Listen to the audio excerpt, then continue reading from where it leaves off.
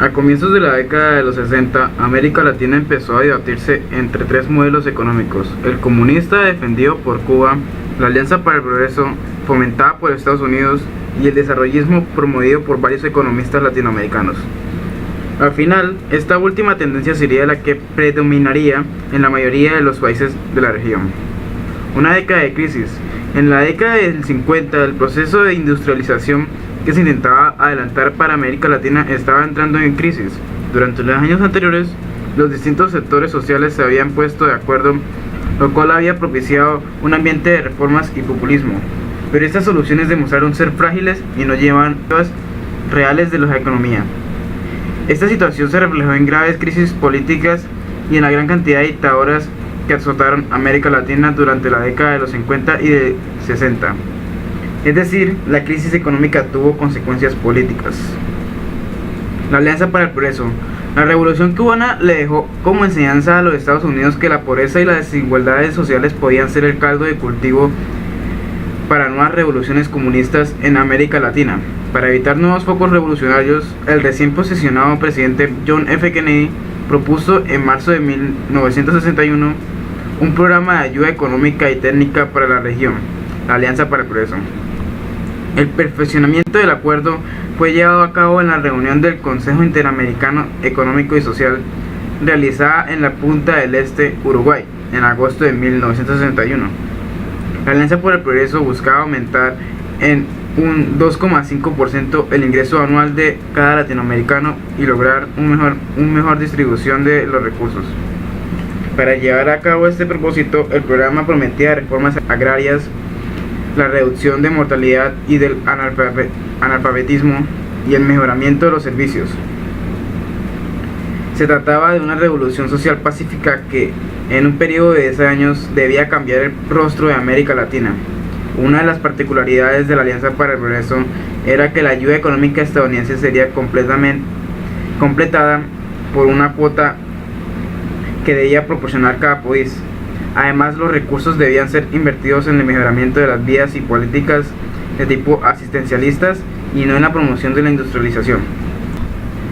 Aunque la Alianza para el Progreso en un principio fue recibida con gran entusiasmo por casi todos los países latinoamericanos, a partir de 1964 empezó a mostrar señales de agotamiento. Esto ocurrió principalmente por dos razones. Uno, la pobreza y la desigualdad económica no disminuyeron con la rapidez planeada. Esto causó una desilusión en varios sectores de la sociedad latinoamericana y el incremento de la agitación social. Y dos, después de la muerte de Kennedy, sus sucesores Lyndon B. Johnson y Richard Nixon dejaron de apoyar los programas expuestos en la Alianza para el Progreso y, en cambio, empezaron a financiar militarmente a los gobiernos latinoamericanos en su lucha contra el comunismo. El desarrollismo. Después de la Alianza para el Progreso, los países latinoamericanos se vieron abocados a buscar alternativas más realistas para resolver sus problemas económicos. Fue entonces cuando cobraron más importancia las teorías de dependencias, promulgadas por la Comisión Económica para América Latina, CEPAL, instituto creado por las Naciones Unidas en 1948. Estas teorías atribuían el atraso económico a causas externas, es decir, a la dependencia que estos países tenían frente a los principales centros capitalistas internacionales. Según estas teorías de la CEPAL, dichos centros decidían en cuestiones de compras y de precios, aumentando los precios de los productos industriales y reduciendo los de las materias primas. Los gobiernos latinoamericanos comenzaron a defender entonces el fortalecimiento de los mercados internos y de la industrialización como solución para el subdesarrollo. Para la teoría desarrollista de mediados del siglo XX, era posible superar el subdesarrollo si se daban las condiciones adecuadas, lo cual implicaba la modernización de las condiciones económicas, sociales, institucionales e ideológicas del país, teniendo como modelo a los países ya desarrollados. En este proceso, cuya meta era conseguir la industrialización, el Estado desempeñaba un papel dirigente fundamental. Los desarrollistas sostenían la inviabilidad del modelo agroexportador tradicional y postulaban la profundización de la industria por medio de un modelo llamado industrialización por sustitución de importaciones, o ISI. Con respecto a este modelo económico, los desarrollistas declaraban que hasta este momento Las industrializaciones se habían limitado a la industria liviana y proponían fomentar el sector energético, la petroquímica y la siderurgia. Sin embargo, esta política industrial tenía bases endebles. Se utilizaron aranceles muy elevados para proteger los productos industriales propios de la competencia internacional.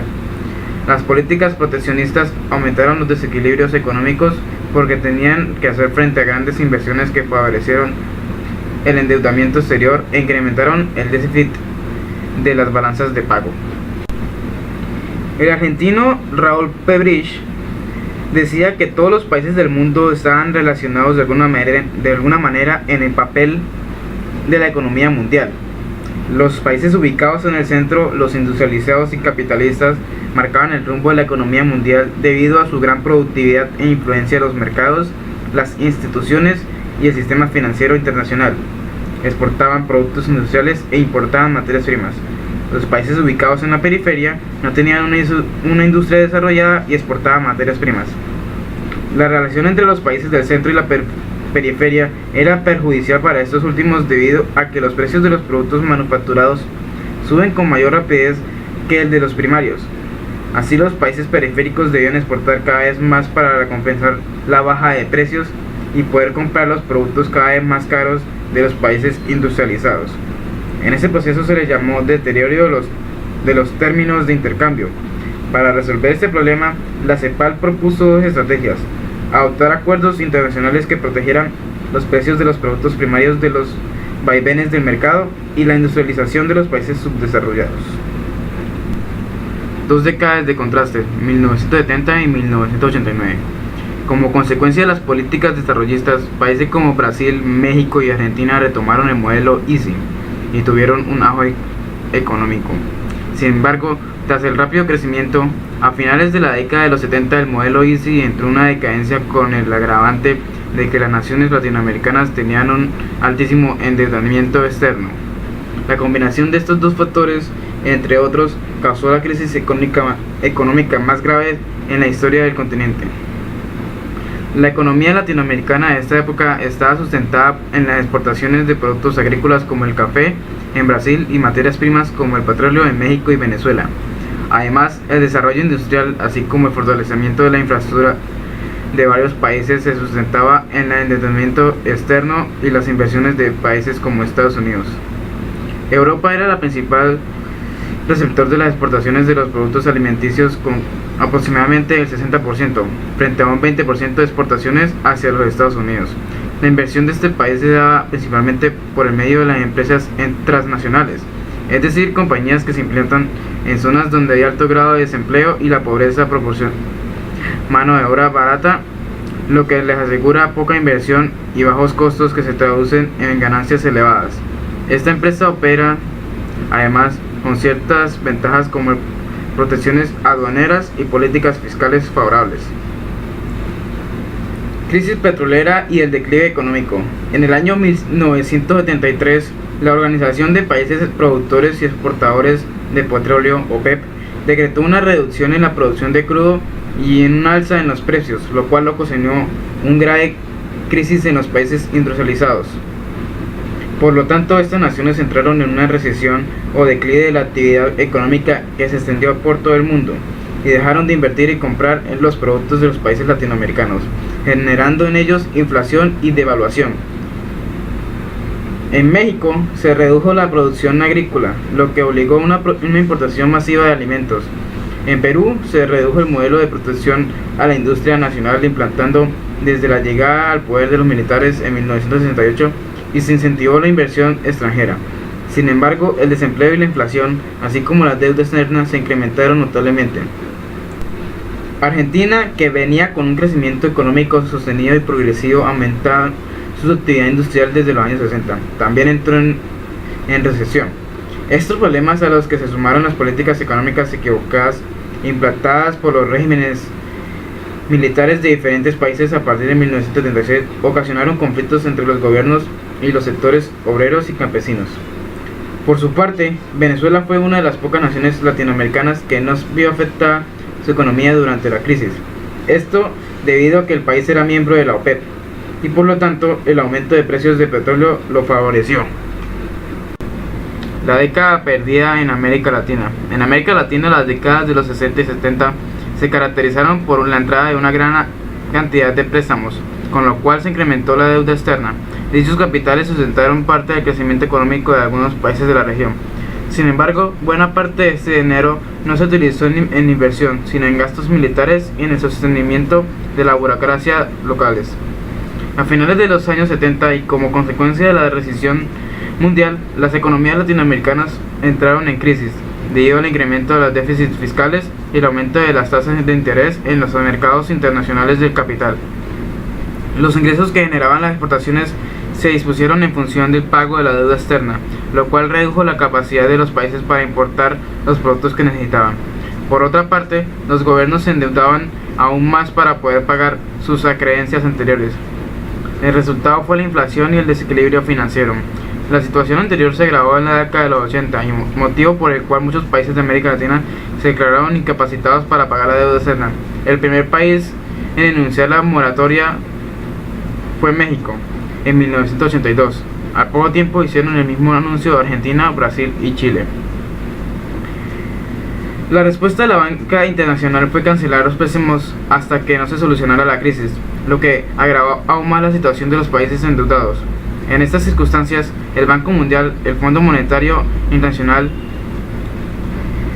y el Banco Interamericano del Desarrollo, BID, decidieron intervenir en la economía de los países afectados mediante la aplicación de ajustes estructurales, es decir, medidas como la reducción de la cantidad de importaciones y el déficit fiscal y el aumento de la oferta de productos de consumo local, reducción de salarios, la disminución del gasto de los estados, especialmente de funcionarios públicos, salud y educación, y el aumento de los impuestos.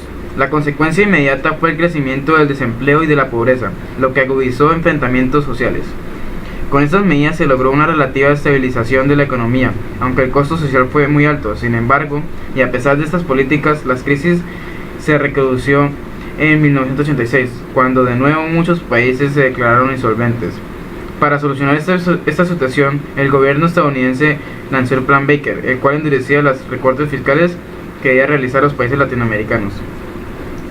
Este plan contemplaba además la privatización de empresas estatales y el estímulo de la inversión extranjera. Los resultados fueron medianos, por lo que en 1989 se lanzó el Plan Brady, que rectificaba las debilidades de la propuesta anterior. Los años del neoliberalismo. Una de las consecuencias de la crisis de la deuda externa en los países latinoamericanos fue el reemplazo del modelo económico del Estado interventor y de bienestar por el neoliberalismo. Este modelo económico establece que el Estado debe permitir el libre desarrollo de las leyes de la oferta y de la demanda para que haya un crecimiento económico. Uno de los principales defensores de la teoría neoliberal fue Milton Friedman, economista estadounidense quien influyó en el comienzo de la aplicación del neoliberalismo en la economía chilena a finales de los años 70, que convirtió a este país en el pionero de la aplicación del modelo neoliberal en América Latina. El Consenso de Washington. En 1989, el economista británico John Williamson convocó a diversos economistas en una reunión de Washington, capital de los Estados Unidos, con el fin de evaluar las políticas de ajuste económico aplicadas en América Latina durante la década de los 80. De las conclusiones de la reunión salió una fórmula de 10 puntos que en adelante debía poner en práctica los países latinoamericanos si querían obtener créditos de las entidades financieras. La fórmula, conocida como el Consenso de Washington, promovía ajustes estructurales más fuertes que los aplicados durante la década anterior y la adopción total del libre mercado.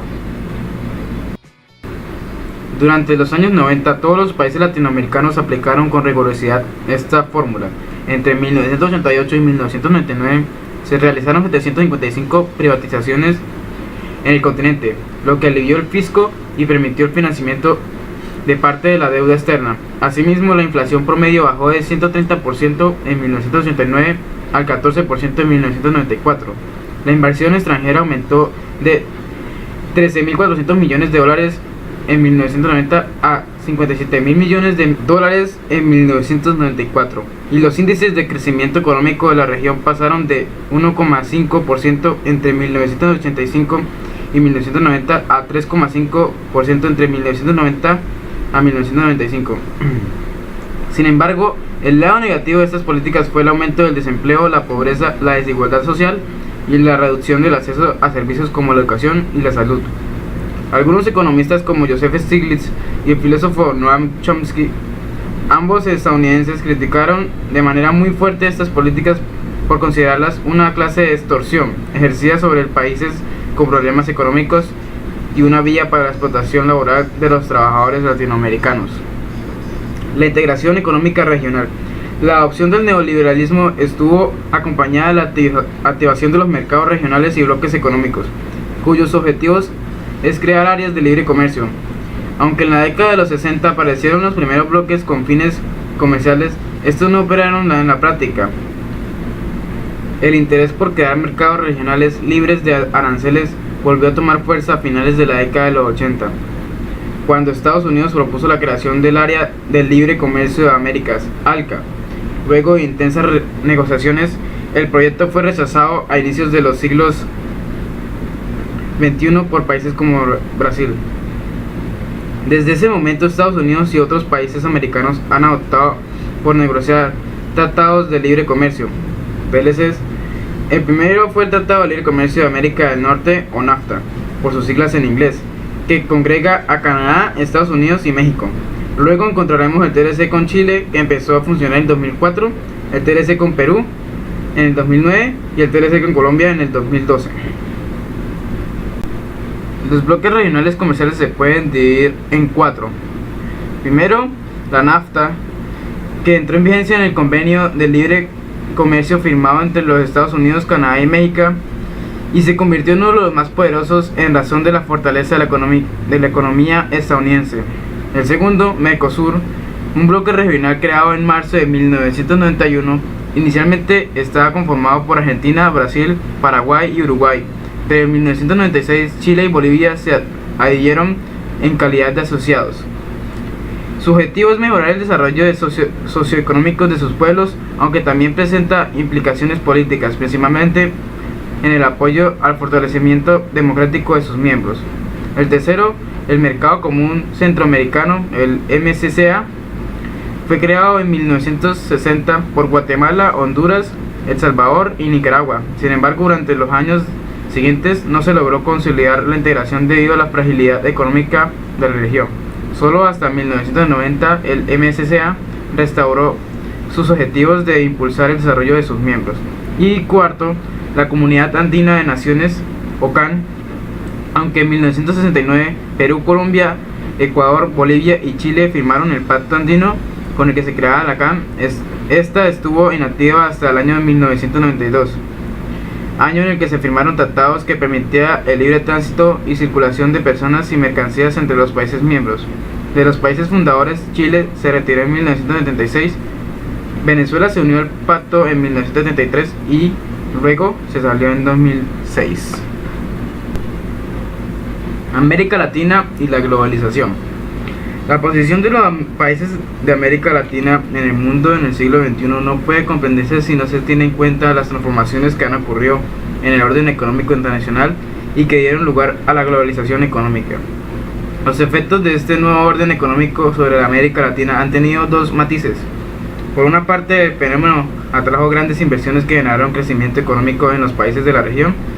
Este es el caso del amplio desarrollo de la industria automotriz, la siderúrgica y la petroquímica, así como los complejos agroindustriales en Brasil, que en la actualidad es la octava economía del mundo, México y Argentina. Por otra parte, el crecimiento económico no estuvo acompañado de una redistribución del ingreso, lo que causó una mayor pobreza y la desigualdad en la región. Además, la competitividad y el desarrollo no han logrado los niveles que se obtuvieron en otros lugares del mundo, donde el ejemplo más claro lo representan los países llamados tigres asiáticos. América Latina en su conjunto ha podido afrontar con algunos buenos resultados la crisis económica mundial actual. Sin embargo, sus perspectivas económicas a lo largo plazo deben concentrarse en generar un mayor crecimiento económico y reducir sus niveles de pobreza y desigualdad.